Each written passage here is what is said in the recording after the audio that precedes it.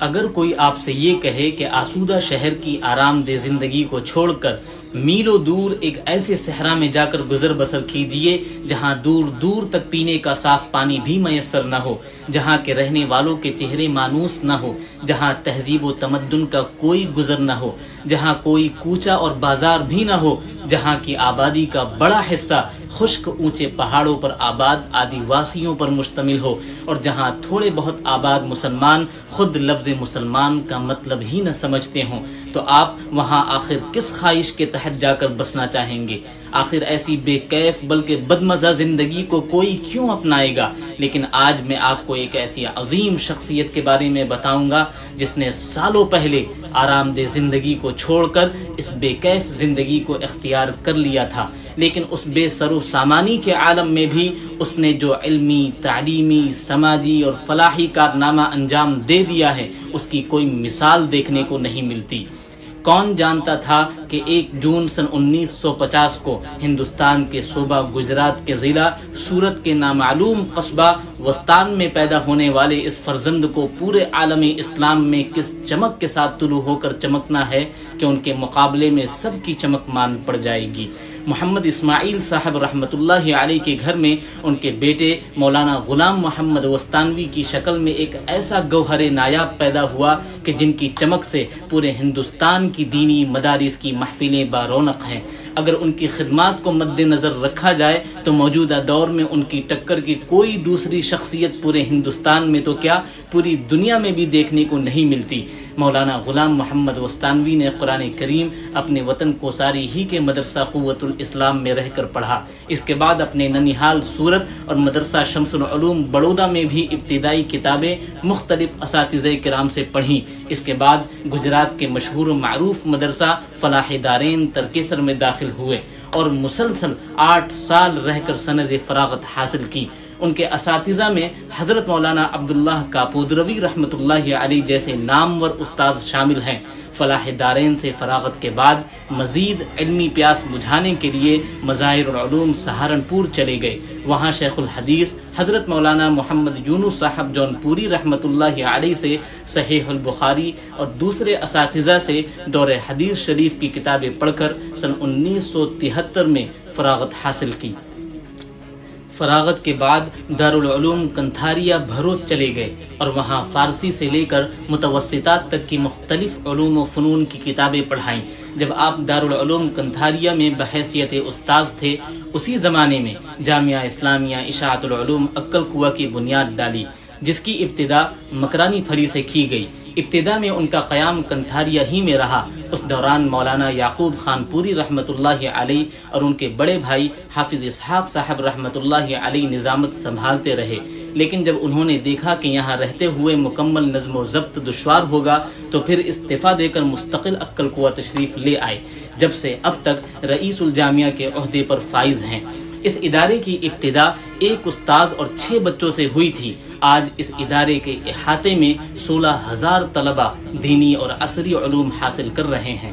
اس کے علاوہ ملک کے دوسرے حصوں میں اس ادارے کے زیر اہتمام جو مکاتب، مدارس، اسکول، کالجز چل رہے ہیں، ان میں 7,000 سے بھی زائد اساتذہ اور 2 لاکھ کے قریب طلبہ تعلیم حاصل کر رہے ہیں۔ یہاں تجوید و قرات کے ساتھ قرآن کریم کی تعلیم و تفسیر کو اولیت دی جاتی ہے۔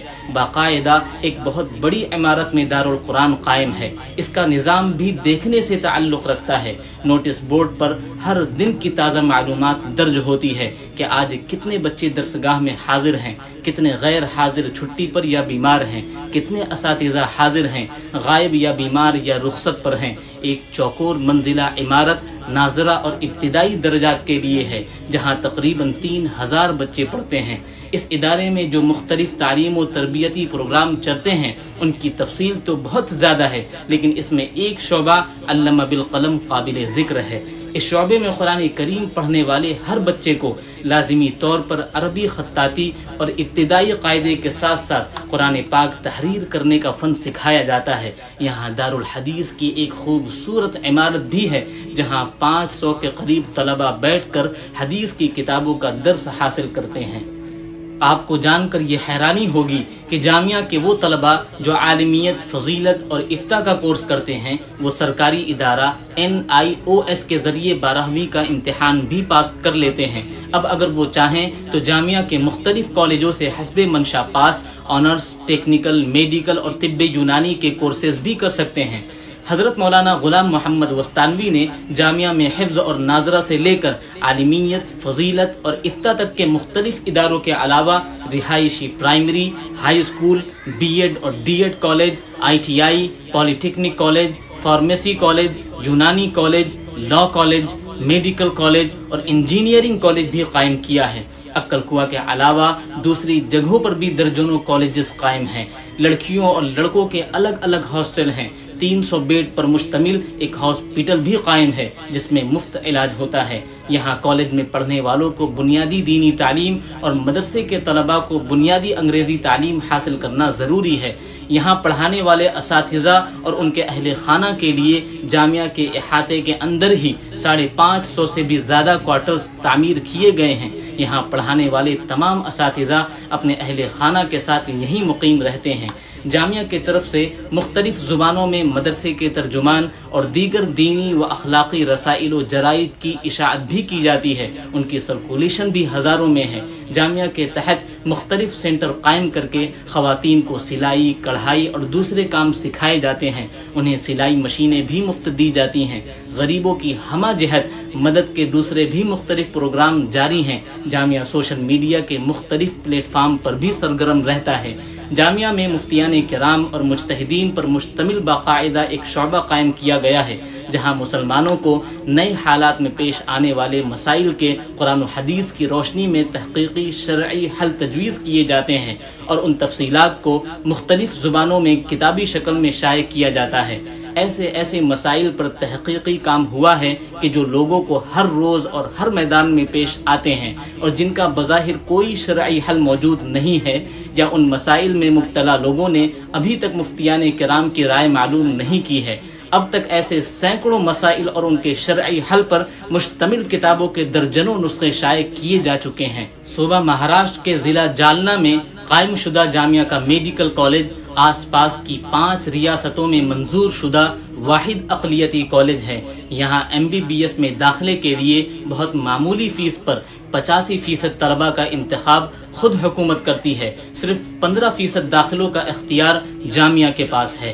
محترم دوستو، اس طرح سے خدمت کرنے والا شخص صدیوں میں ایک ہی مرتبہ پیدا ہوتا ہے۔